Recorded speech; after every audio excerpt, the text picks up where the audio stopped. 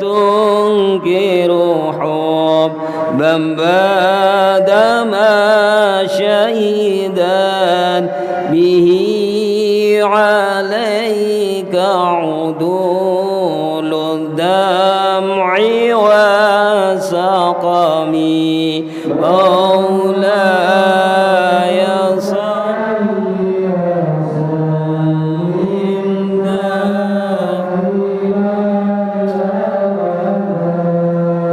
على حبيبك خير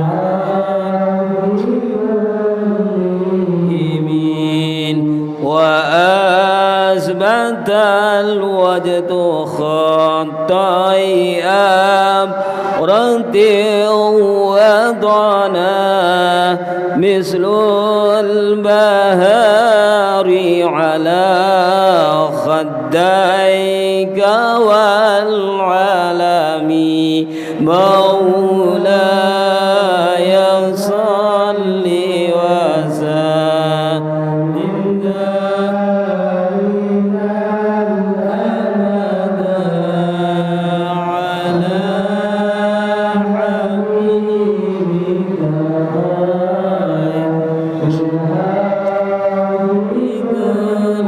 المكلمين نعم سرى طيب من أهوى فأرقني وعب يعترض لذات بالألم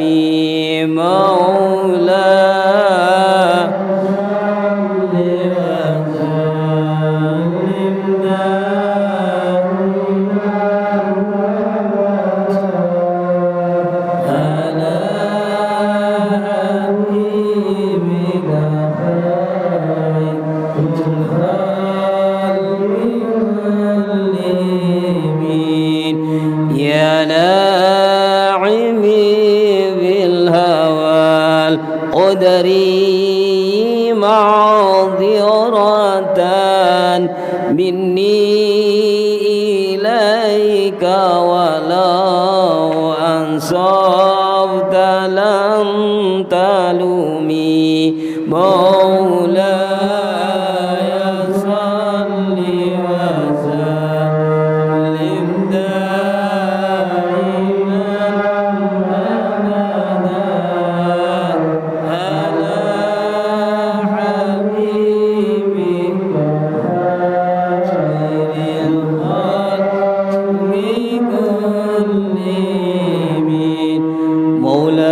صل وسلم دائما أبدا على حبيبك خير الخلق كلهم مولاي صل وسلم دائما أبدا على حبيبك خير الخلق كلهم يا صل وسلم دائما أبدا على حبيبك خير الخلق كلهم هو الحبيب الذي ترجى شفاعته لكل حول من الأهوال مهدمي صل وسلم دائما أبدا على حبيبك خير الخلق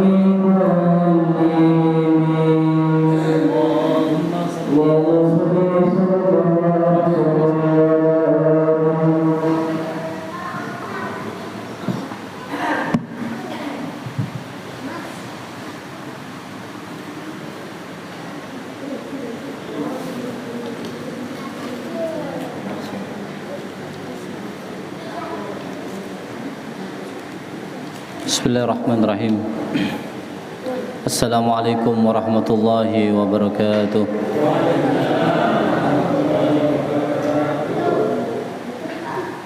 Alhamdulillahirabbil alamin. Nahmaduhu wa nasta'inuhu wa nastaghfiruh. Wa na'udzu billahi min shururi anfusina wa min sayyiati a'malina. من يهد الله فلا مضل له ومن يضلل فلا هادي له والصلاة والسلام على رسول الله سيدنا محمد بن عبد الله وعلى آله وصحبه ومن والاه ولا حول ولا قوة إلا بالله سبحانك لا علم لنا إلا ما علمتنا إنك أنت العليم الحكيم رب اشرح لي صدري ويسر لي أمري واحلل عقدة من لساني يفقهوا قولي أما بعد. Yang kami hormati, yang kami takdimi para habaib, para alim ulama, para masyayikh, para tokoh masyarakat, wabil khusus di perumahan Keraton Harmoni, RW, RT, yang kami hormati pengurus jajaran Dewan Takmir Masjidul Ukhuwah, mulai dari penasehat, kemudian ketua takmir Pak Otong sekeluarga, kemudian para jajaran-jajaran pengurus yang lain, wabil khusus tim media Bapak Dede Faisal. Saya ingat ucapan guru saya waktu beliau menyampaikan tentang dalam menyampaikan kebenaran, ya, menyampaikan dakwah. Malah guru mengatakan, saya mungkin bisa saja yang terakhir masuk surga, malah Anda semua, katanya, yang tim media yang duluan. Karena Anda tim media yang menyampaikan, yang mengumumkan orang-orang datang ke masjid untuk mengaji, kemudian saya hanya menyampaikan isinya saja. Ini bisa-bisa tim media yang duluan. Makanya alhamdulillah ini menjadi termasuk yang menunjukkan kepada arah kebaikan. Makanya intinya jangan lelah, ya, untuk menyampaikan kebaikan, karena mungkin dari kebaikan-kebaikan itu yang kita sampaikan satu orang saja mengikuti, apalagi banyak. Satu orang aja yang mengikuti, terus kemudian dia mengamalkan dengan baik, kemudian dia ajarkan semua ke bawah, maka ini yang dinamakan sebagai amal jariah, yang bagian ilmu yang tafa'u bihi, ilmu yang bermanfaat. Baik, kemudian yang kedua, salawat dan salam kita haturkan ke hariban Nabi besar Muhammad sallallahu alaihi wasallam, Nabi kita, Nabi yang menjadi panutan, Nabi yang menjadi suri tauladan bagi kita. Maka segala sesuatu kalau kita sudah niatkan semua adalah ittiba adalah mengikuti sunnah Nabi Muhammad sallallahu alaihi wasallam, maka disitulah pahala-pahala juga terus akan mengalir, dan insyaallah kita semua menjadi bagian daripada umatnya yang sangat dirindukan oleh Nabi Muhammad sallallahu alaihi wasallam. Karena Nabi mengatakan, siapa yang dirindukan aku, kata Nabi, ya. Ya, apa yang paling takut, ya, kata Nabi, mengatakan malaikat. Maka malaikat, kata Nabi, wow, pantas malaikat karena dekat dengan Allah. Kalau malaikat bersalah langsung ditegur oleh Allah. Para nabi pantas kalau takut dengan Allah Subhanahu wa taala, karena nabi juga langsung mendapatkan wahyu dan teguran langsung jika nabi itu tidak menjalankan syariat atau perintah Allah. Kemudian para sahabat, maka kata Nabi, bukan, sahabat itu maklum kalau memang takut kepada Allah, karena ada aku, ada apa-apa Allah akan menurunkan wahyu menegur kepada kalian semua. Maka siapa yang paling kurindukan, kata Nabi, yaitu adalah umatku kelak. Dia tidak melihat aku, dia tidak bertemu aku, tapi dia cinta dengan aku, mengikuti apa yang aku sampaikan. Itulah termasuk umat-umat yang paling aku cintai, dan anak aku, kata Nabi, merindukan mereka semua. Alhamdulillah.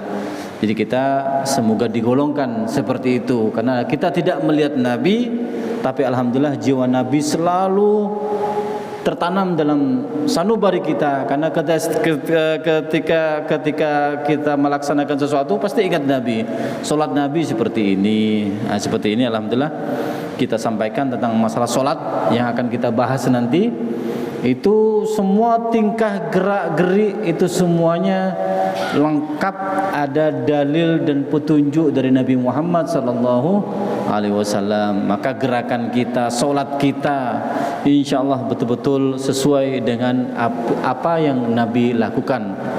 Karena Nabi sudah menyampaikan kepada kita, sallu kama ra'aitumuni usolli. Jadi kalau kamu ingin melihat solat seperti apa yang sempurna, ya sudah kamu lihat aku solat bagaimana.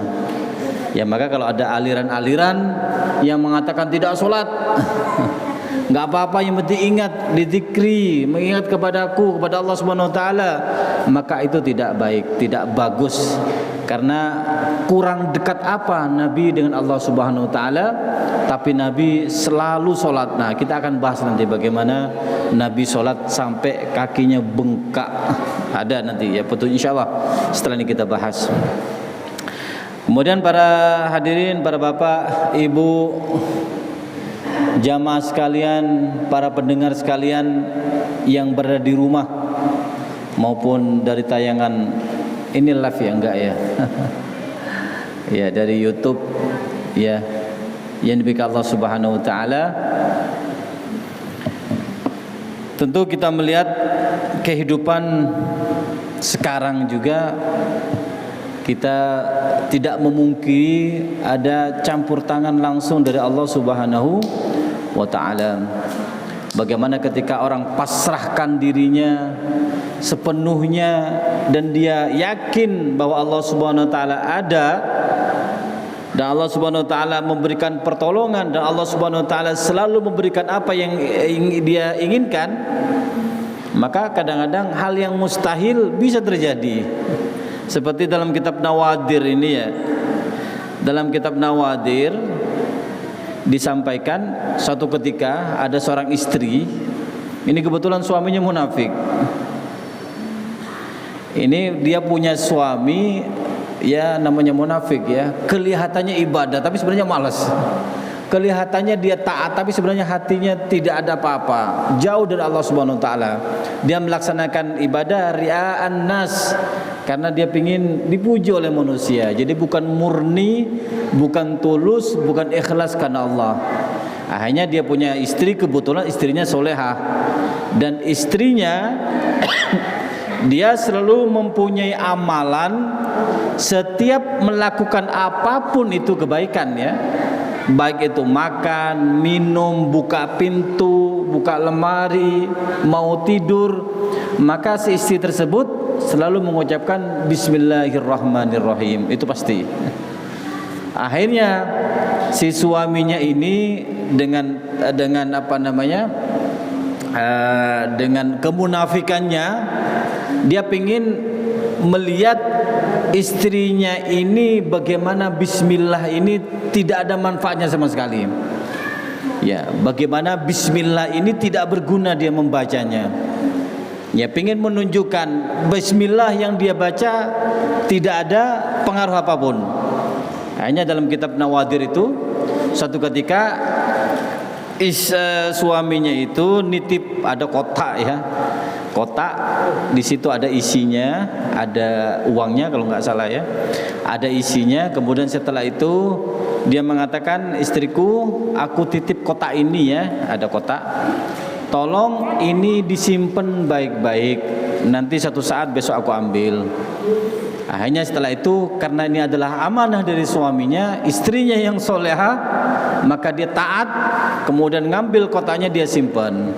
Disimpan di tempat ya suaminya tahu.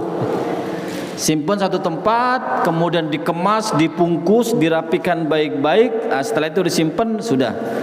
Kemudian disimpan di lemarinya ya, tempat yang paling bagus karena adalah perintah dari suaminya. Nah, setelah itu ternyata suaminya yang munafik ini mau nyoba dia. Seperti apa? Karena ketika dia menyimpan pasti bismillahirrahmanirrahim. Ketika dia buka bismillahirrahmanirrahim. Maka suatu ketika suaminya ingin mencoba, kemudian di saat istrinya lengah ya, entah keluar apa tidur, kayaknya kotaknya itu diambil dari lemarinya, kemudian disembunyikan sama siapa? Sama suaminya disembunyikan. Asalkan pengen nyoba dia. Hanya setelah itu, setelah disembunyikan, kemudian suatu saat suaminya mengatakan kepada istrinya, istriku, kotak yang kemarin aku titip mana ya? Aku sekarang butuh. Tolong ambilkan itu. Kata siapa itu? Kata suaminya, ambilkan. Jadi pengen tes dia. Padahal secara akal kotaknya tadi di mana tadi? Diambil, disembunyikan. Ya tidak ada di tempat itu. Subhanallah, ketika suaminya sudah berangkat, istrinya sudah berangkat ke tempat itu, penyimpanan kotak. Kemudian ketika dia sudah buka lemarinya, bismillahirrahmanirrahim, kemudian dia ulurkan tangannya untuk mengambil, maka seketika itu Allah Subhanahu wa taala menyuruh malaikat Jibril.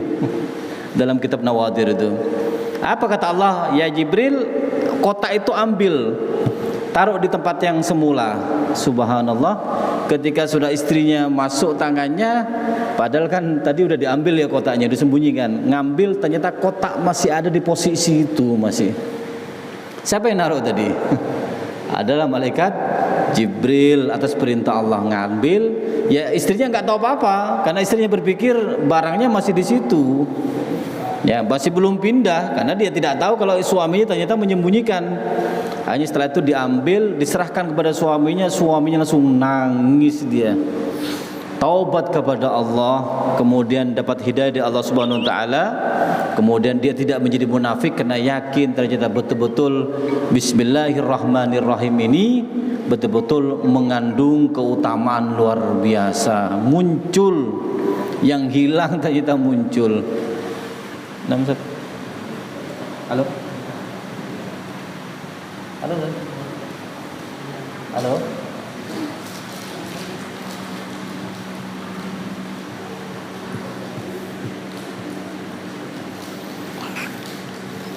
Ya, itulah keutamaan-keutamaan bagaimana campur tangan Allah Subhanahu wa taala terhadap kita itu pasti ada. Ya walaupun kadang-kadang sifatnya secara akal mustahil, tapi kalau Allah sudah berkehendak, apa yang tidak bisa?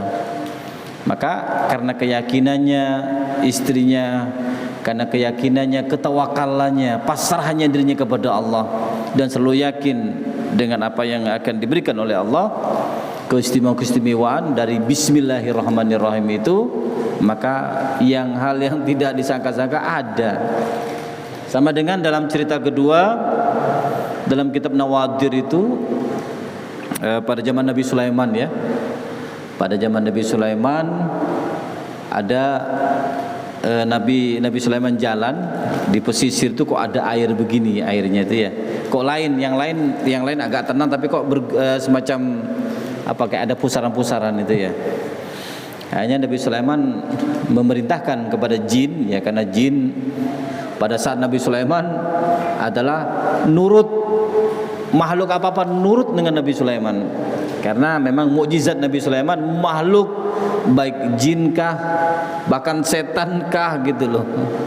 Terus kemudian diantaranya hewan-hewan pun dia semuanya patuh dan taat kepada Nabi Sulaiman atas izin Allah Subhanahu wa taala. Maka ketika itu Nabi Sulaiman jalan di pesisir, kemudian dia melihat ada semacam air, kok beda ini goyangannya, yang lain agak tenang, ini kok gini.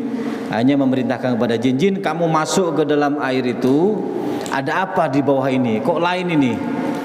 Subhanallah. Kemudian jin atas perintah Nabi Sulaiman masuk dia, kemudian di dalam dasar laut ada kubah yang sangat besar, kubah tertutup ya. Otomatis ya sudah kayak apa ya, karena air pun gak masuk saking hebatnya kubah itu. Kemudian diambil oleh jin, kemudian dibawa sampai ke dasar laut, kemudian diletakkan di depan Nabi Sulaiman di pesisir ya. Kemudian setelah itu subhanallah, Setelah dibuka ada orangnya. Setelah dibuka orangnya keluar, subhanallah, bersih, masih cakep, masih ganteng dan masih muda. Hanya kata Nabi Sulaiman, kamu siapa? Apakah kamu bukan golongan manusia? Kata dia, bukan Nabi, saya golongan manusia, katanya. Dia paham, dia ngerti Nabi Sulaiman. Saya golongan manusia loh. Terus kenapa engkau ini diberikan oleh Allah keistimewaan berada di dasar laut dan kamu ngapain aja di dalam itu? Hanya dia mengatakan, betul Nabi Sulaiman, saya ini dulu alhamdulillah, kata dia, saya termasuk anak yang sangat berbakti kepada orang tua. Khususnya kepada ibu, kata beliau. Saya berbakti, sangat berbakti kepada ibu. Jadi ibu sakit, saya selalu nemenin, ya ngobatin, nyeboin, ya kemana-mana saya bopong, saya gendong, kamar mandi saya mandikan, perintah apapun saya laksanakan. Maka suatu ketika ibu sudah mendekati ajal, ibu itu berdoa kepada Allah Subhanahu Wa Taala, mengatakan, ya Allah, anakku ini sudah sangat berbakti kepadaku dan aku ridho dengan anakku, ya Allah. Maka tolong, kata ibunya itu, nanti anakku berikan dia posisi kedudukan, nanti dia tidak tinggal di langit dan tidak tinggal di bumi. Itu permintaan ibunya yang selalu diminta kepada Allah. Ya ala kulli hal, setelah ibunya meninggal, dia dalam kesedihan jalan-jalan ke pesisir, kok menemukan kubah besar. Masuk, dia mau nyoba ada apa isinya di dalam, masuk ternyata ketutup, langsung ketelan, berada di dasar laut dan sudah lama bertahun-tahun di situ. Makanya kata Nabi Sulaiman, berarti kamu di Kubah ngapain? Saya di Kubah beribadah kepada Allah Subhanahu Wa Taala, salat saya, katanya. Ya salatnya pada zaman Nabi Sulaiman kita nggak tahu berapa. Ya kalau kita kan 5 waktu, ya kalau Nabi Sulaiman berapa waktu kita tidak paham. Setelah itu, maka bagaimana, kata Nabi Sulaiman, kamu bisa mengetahui bahwa sekarang waktunya subuh, waktunya duhur, waktunya malam? Maka kata dia, Nabi, alhamdulillah, saya tahu kalau sekarang itu pagi, siang, malam. Dari mana? Dari Kubah, kata dia. Kalau kubahnya sudah mulai agak cerah-cerah dikit, agak terang-terang, oh ini sudah masuk pagi. Kalau udah terang, oh ini udah duhur. Kalau sudah redup, ya ini sudah sore. Kalau udah gelap, oh berarti sudah malam hari. Itulah saya bisa memahami dari situ setiap hari. Kemudian, kamu bagaimana bisa hidup di dalam kubah itu? Maka kata dia, alhamdulillah, saya beribadah kepada Allah, pasrah kepada Allah, tawakal kepada Allah. Maka ketika saya lapar, Allah langsung tumbuhkan buah-buahan, ya. Buah-buahan muncul, saya makan sampai kenyang. Setelah makan kenyang, hilang. Kemudian kalau saya haus, air langsung mengalir di dalam kubah itu. Airnya putih, lebih putih daripada susu, lebih manis daripada madu, dan lebih sejuk daripada air pegunungan. Itu yang saya minum dan saya makan setiap harinya, alhamdulillah. Hanya setelah itu, subhanallah, ya, Nabi Sulaiman makin takjub, beliau makin mengakui akan kehebatan Allah Subhanahu Wa Taala. Kemudian setelah itu, ya sudah, kubah itu masuk lagi, kembali ke dasar laut. Maka dari hal ini, hikmah yang kita bisa ambil dari cerita ini menunjukkan bahwa kalau kita, kehidupan kita selalu kita ingat kepada Allah Subhanahu Wa Taala, selalu jadikan Allah seakan-akan, betul-betul bukan seakan-akan, ya. Kita meyakini bahwa Allah Subhanahu Wa Taala mengawasi kita, melihat kita, kemudian menilai kita, dan kita tidak pernah melenceng, ya, tidak pernah lengah dari Allah Subhanahu Wa Taala. Selalu meyakini Allah Subhanahu Wa Taala selalu mengawasi. Maka dengan ketawakalan, dengan ketakwaan yang kita miliki, Allah Subhanahu Wa Taala akan hadir pada kita. Seperti yang cerita perempuan tadi, ya, di saat darurat Allah kirim Jibril. Ya, sama dengan yang anak muda tersebut, ketakwaannya ketaatannya kepada orang tua, Allah jadikan dia bisa hidup di dasar laut dan lain sebagainya. Jadi intinya kita kembali kepada Allah Subhanahu Wa Taala. Baik, para Bapak, Ibu, adik-adik, pemirsa sekalian, dan juga pendengar dari Allah Subhanahu wa taala. Kita langsung pada pembahasan fikih ya.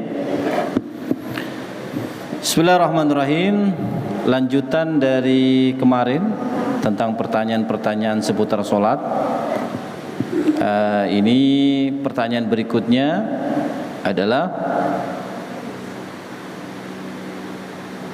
kalau kemarin terakhir sutrah namanya ya, kita sholat pakai penghalang di depan, boleh nggak? Sudah kita jelasin.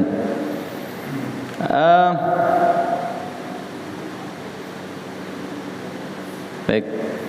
Bismillahirrahmanirrahim. Pertanyaan berikutnya, apakah boleh ketika kita ruku dan sujud membaca ayat Al-Quran? Boleh enggak? Ini pertanyaan. Jadi ketika kita ruku baca Al-Fatihah misalkan, ketika kita ruku atau ketika sujud membaca surah Al-Ikhlas, boleh apa tidak? Ya. Atau pas ruku atau pas sujud ya, karena pengen lama baca Yasin sampai bermenit selesai itu. Ya, ini pertanyaannya, bolehkah ketika sujud dan ruku kita membaca ayat suci Al-Quran? Maka dijawab oleh Nabi Muhammad SAW, ya, an Ibn Abbas qala kasyafa Rasulullah SAW as-sattara wan nasu sufufun khalfa Abi Bakar faqala ayuhan nas innahu lam yabqa min mubasysyirat an-nubuwah illa ar-ru'ya as-salihah yarahul muslim. Ala wa inni nuhitu an aqra al-Qur'an raki'an aw sajidan fa amar ruku' faqaddamu bihi rabb azza wa jalla wa mas sujud fajtahidu fi du'a faqaminun aw istajaba lakum. Maka suatu ketika Nabi itu datang ya, menyingkap tirai rumah beliau. Ketika dibuka tirai rumah, ternyata di situ banyak orang berbaris di belakang Abu Bakar. Jadi ketika dibuka, oh ada Abu Bakar, dan di belakang Sayyidina Abu Bakar sahabat yang lain lagi berbaris. Ya, maka Nabi mengatakan, wahai manusia, kata Rasulullah, sungguhnya tidak ada yang tersisa dari kabar gembira kenabian selain mimpi yang benar yang dilihat seorang muslim atau diperlihatkan kepadanya. Jadi cerita tentang masalah mimpi, banyak orang mimpi bagus dan itu terbukti ya. Nah, terus kemudian Nabi mengatakan, ketahuilah sesungguhnya, kata Nabi, aku dilarang membaca Al-Quran ketika ruku atau sujud.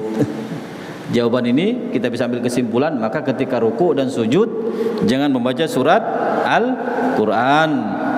Adapun ruku, kata Nabi Muhammad SAW, maka agungkanlah Allah di dalamnya. Maka ketika ruku, kalau kita membaca apa? Subhana rabbiyal azimi wa bihamdi. Maha suci Allah yang maha agung. Kita agungkan Allah Subhanahu wa taala. Makanya kita mengatakan Subhana rabbiyal azimi wa bihamdi. Maha suci Allah Al-Azim yang maha agung, wa bihamdi, dan dat yang maha terpuji. Nah, itu yang kita baca. Jadi jangan membaca Al-Quran, tapi agungkan Allah Subhanahu wa ta'ala. Adapun sujud, kata Nabi Muhammad SAW, maka berusahalah dalam berdoa. Jadi Anda berdoa itu diperbanyak ketika sujud, agar layak dikabulkan bagi kamu. Maksudnya agar doa-doa kita dikabulkan oleh Allah Subhanahu wa taala, maka dibaca ketika sujud. Jadi jangan membaca Al-Qur'an, jangan membaca surat ketika ruku dan sujud. Nah, sekarang pertanyaannya, apakah boleh berdoa ketika sujud? Tadi kan diminta oleh Nabi kalau ruku memuji Allah Subhanahu wa taala. Ketika sujud maka kita diminta untuk memperbanyak doa kepada Allah Subhanahu wa taala. Ya. Kemudian berikutnya, apakah boleh berdoa ketika sujud? Ini disampaikan oleh Nabi Muhammad SAW, Nabi Hurairah, anna Rasulullah SAW qala aqrabu ma yakunul abdu min rabbih wa huwa sajidun faksirud du'a. Faksirud du'a. Jadi kata Nabi, sesungguhnya seorang hamba yang paling dekat dengan Tuhannya, yaitu ketika dia dalam keadaan sujud. Ketika kita sujud, itulah kita itu dekat sebenarnya dengan Allah Subhanahu wa taala. Maka ketika kita meminta kepada Allah, Allah langsung mendengar. Ya sebenarnya mendengar semua. Tapi ketika sujud, Allah lebih dekat dan lebih memperhatikan. Perbanyaklah doa, kata Nabi Muhammad SAW. Jadi ketika sujud, perbanyak doa. Doa minta sudah, doa apapun itu. Ya doa kebaikan, doa kesuksesan, doa tercapainya hajat, doa terhindar dari mara bahaya, ataupun doa kita meminta kepada Allah Subhanahu wa taala agar anak kita yang ikut ujian lulus, anak-anak dapat jodoh yang soleh dan soleha, kemudian kita diperkuat dalam rumah tangga dan sebagainya, itu minta. Maka sekarang pertanyaannya, sekarang ketika doa, bolehkah kita berdoa itu menggunakan bahasa Indonesia atau bahasa Jawa atau bahasa Madura lah? Boleh enggak? Atau kita berdoa, kalau pertanyaannya di sini, apakah boleh membaca doa yang tidak diajarkan Nabi dalam sholat? Nabi tidak mengajarkan, tapi kita baca doa itu. Maka disampaikan, ya, doa itu, ya, ini Majmu' Fatawa Ibnu Taimiyah, ya, beliau mengambil dari pendapat Ibnu Taimiyah tentang doa itu ada 5 yang disyariatkan, kata beliau pendapatnya. Alladhi yushra'u wal wajib wal mustahab. Yang pertama, doa yang disyariatkan seperti Nabi sudah menyampaikan bahwa kita berdoa yang banyak, doa yang maksurat, doa yang biasa dibaca oleh Nabi, misalkan membaca doa Allahumma firli wali walidayya, misalkan atau Anda mengatakan Allahumma stajib lana ya Rabb, Allahumma qdi hajatina ya Rabb, tunaikanlah hajat kami ya Allah, misalkan, atau doa apapun, ya, yang diajarkan Nabi Muhammad SAW, maka itu hukumnya menjadi wajib dan sangat dianjurkan.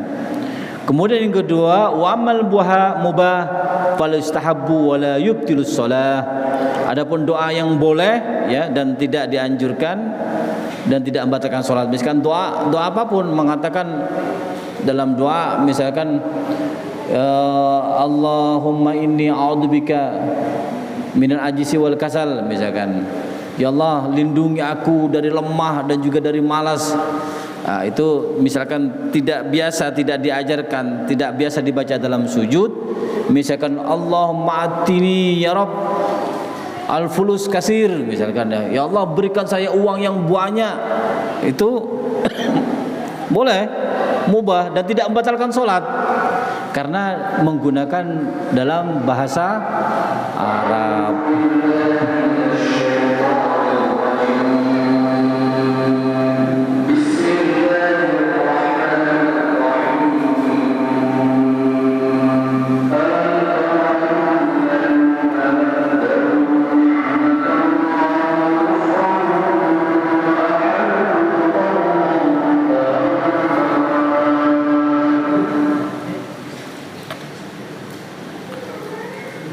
Berikutnya adalah ada yang makruh, tadi wajib dianjurkan, yaitu doa yang dibaca oleh Nabi Muhammad SAW. Doa yang kedua Nabi tidak mengajarkan, tapi boleh aja dibaca, mubah. Seperti anda, ya Allah, Allahumma atini fulusal kasir, Allahumma ja'alni ghaniyan, ya Allah jadikan aku orang kaya, misal. Itu tidak diajarkan oleh Nabi, karena Nabi itu tidak pernah minta. Nabi minta tambah cuma 2. Pertama yang diminta Nabi nambah, yang pertama Allahumma zidni ilma, ya Allah tambahkan ilmu, itu nambah. Yang kedua Nabi minta tambah ketika beliau minum susu. Allah, apa doanya itu? Kalau saya lupa Arabnya, wazid khairam minhu, ya, apa istilahnya, wazid khairam minhu, ya, terakhir. Jadi ketika minum susu maka mendoakan Allahumma barik lana fihi wazidna khairam minhu. Kata Nabi yang pertama tadi Nabi minta tambah cuma 2. Nabi itu tidak pernah berdoa kepada Allah minta tambah kaya, tambah umur, enggak pernah Nabi. Ya, tambah rezeki enggak pernah. Jadi Nabi minta doa yang bertambah cuma dua. Pertama, ya Allah tambahkan ilmu. Yang kedua, ketika Nabi minum susu.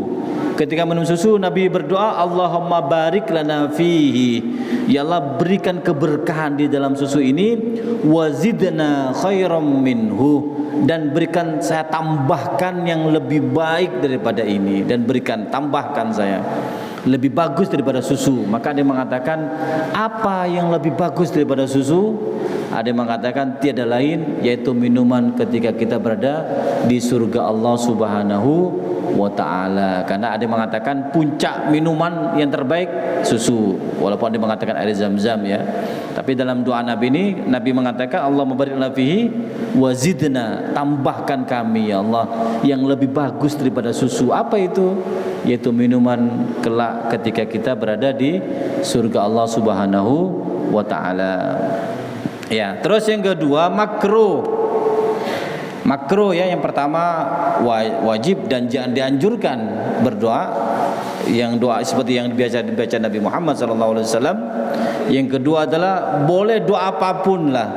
Ya Allah, seperti tadi minta kaya, minta tambah ilmu, tambah harta dan sebagainya, boleh-boleh aja. Ya, yang ketiga adalah makruh. Karena ketika kita membaca, kita tidak membatalkan sholat, melakukannya tapi tidak batal sholat. Seperti apa di sini disampaikan? Seperti menoleh saat sholat, ya saat sholat noleh ini. Ya, di sini tidak membatalkan, tapi makruh dilakukan. Kemudian seperti misalkan apa lagi, bertasyahud saat berdiri. Ketika berdiri Anda baca at-tahiyatul mubarakatuh salawatut thayyibatu lillah, itu makruh karena itu bukan dibaca saat berdiri. Tapi tidak batal kalau Anda baca itu. Cuma tidak dianjurkan, tidak bagus kalau kita dibacanya walaupun tidak membatalkan. Atau membaca ayat saat duduk. Anda duduk ya, tasyahud. Misalkan habis sujud pertama Anda sujud pada saat pertengahan sujud ya.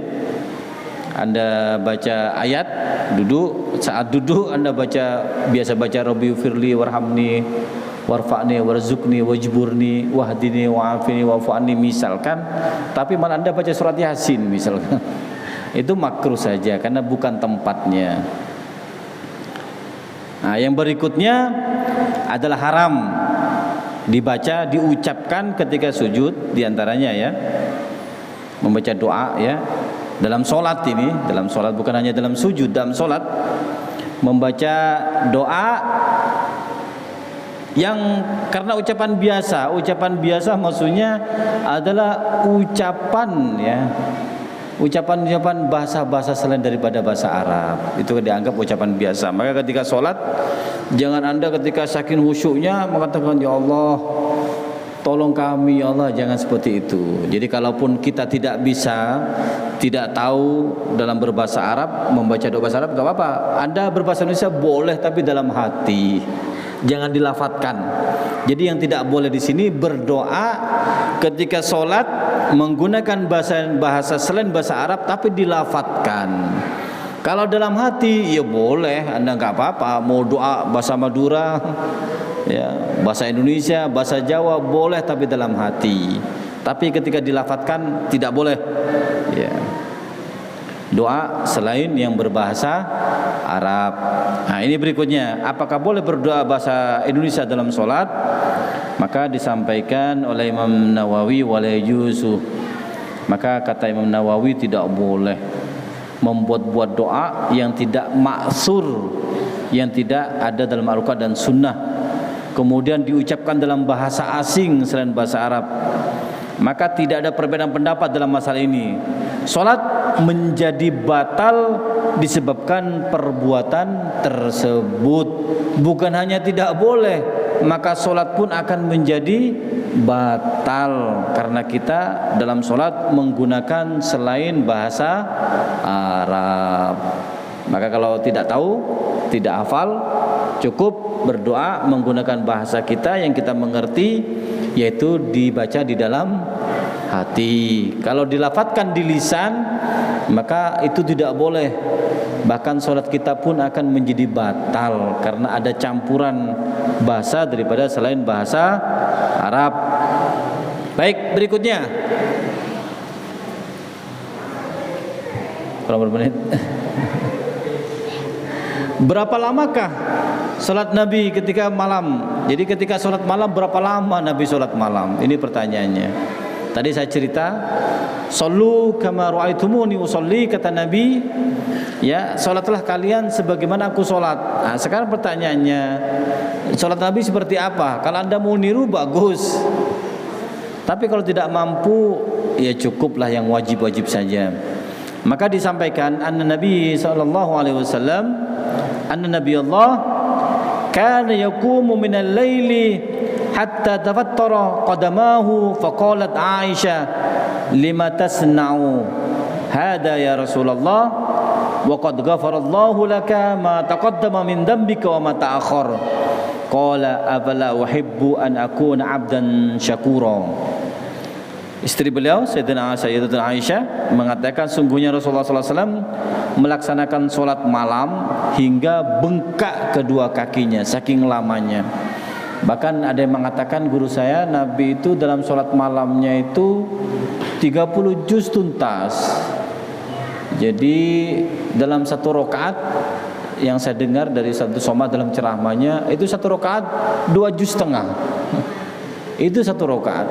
Apakah kita mampu? Makanya ada yang sebagian menjadi kewajiban bagi Nabi, ada sebagian tidak wajib, hanya wajib bagi Nabi tapi umatnya tidak. Seperti sholat malam. Sholat malam adalah sholat yang wajib dilakukan oleh Nabi, itu perintah Allah. Tapi Allah tidak mewajibkan kepada umatnya. Seperti sholat malam, Nabi setiap malam sholat. Makanya Nabi, kenapa beliau itu lebih suka menggunakan alas yang tidak lembut, alas kasar? Karena kalau terlalu lembut, beliau pernah suatu ketika oleh istrinya kasihan ya, karena ngelihat Nabi tidur di alas yang sangat kasar, tipis lagi, akhirnya sama istrinya diambil dilipat lagi, dijadikan lipat biar agak tebalan dikit. Jadi tetap alas Nabi yang biasa dipakai, tapi dilipat lagi.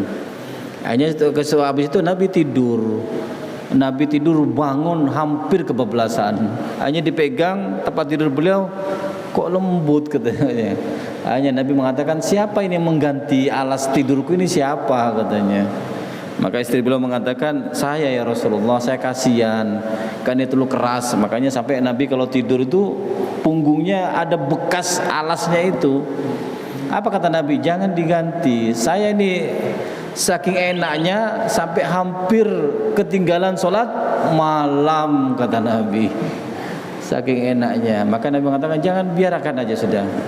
Ya sama dengan Anda. Saya yakin Anda kalau tidur di kasur dengan tidur di lantai, pasti kalau tidur di lantai sebentar noleh sedikit bangun. Kenapa? Karena sakit pinggangnya. Kalau udah di kasur, apalagi empuk di hotel, wah sudah kebablasan saat subuhnya. Ya. Jadi intinya yang disampaikan oleh Nabi Muhammad SAW yaitu Nabi sholat malam, dan itu menjadi kewajiban bagi Nabi, dan beruntung tidak diwajibkan kepada kita sebagai umat Nabi Muhammad SAW. Karena niscaya kalau sampai diwajibkan nggak mampu kita. Bayangkan sholat tahajud wajib misalkan, yakin banyak yang kebablasan. Ya. Karena apalagi Nabi sendiri setiap rakaatnya membaca 2 juz setengah.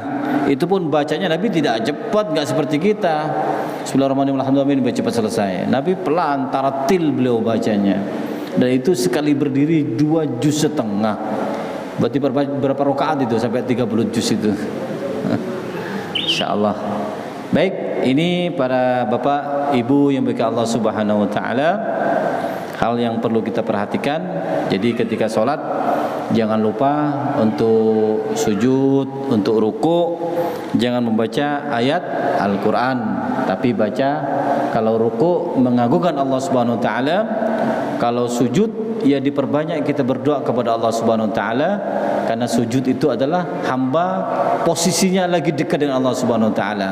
Apa yang kita ucapkan insyaallah langsung didengar dan cepat diijabahi oleh Allah Subhanahu wa ta'ala. Maka ada yang mengatakan yang paling dekat bukan kalau memang Allah di langit, ya ada perumpamaan. Mestinya yang paling dekat dengan Allah adalah astronot, karena dia nyampe di bulan, tinggi dia. Ternyata yang dekat dengan Allah bukan orang yang tinggi yang posisinya di langit atau di astronot atau di bulan, tapi yang paling dekat dengan Allah adalah orang yang sujud. Ya, ya mungkin ini bisa kami sampaikan. Semoga kita bisa mengambil manfaat dari apa kita sampaikan. InsyaAllah dengan ini mari perbanyak ketika sholat kesempatan pas sujud, perbanyak doa. Kalau kita tidak bisa membaca doa Arab, maka baca dalam hati doa yang selain berbahasa Arab. Tapi kalau dilafadzkan dalam lisan tidak boleh kecuali yang berbahasa Arab. Karena kalau bahasa Indonesia maka hukumnya kita menjadi batal sholatnya karena ucapan ada di luar bahasa Arab. Ini bisa kami sampaikan, kurang lebihnya saya minta maaf. Semoga ada manfaatnya bagi kita semua. Wabillahi taufiq wal hidayah, waridha wal inayah. Wassalamualaikum warahmatullahi wabarakatuh.